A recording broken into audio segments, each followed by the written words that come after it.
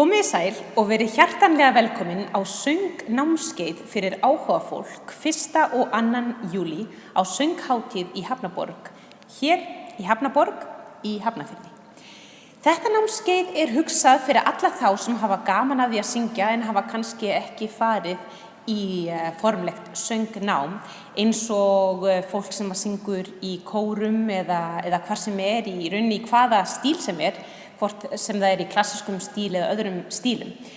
Ég mun fara í hluti eins og góða líkamsstöðu, raddtækni, stuðning, að opna hálsinn að innan og mun hjálpa ykkur við að syngja sterkt og veikt, hátt og lágt, svo að þið getið notið þess ennþá meira að syngja í hvaða stíl sem Verið velkomin.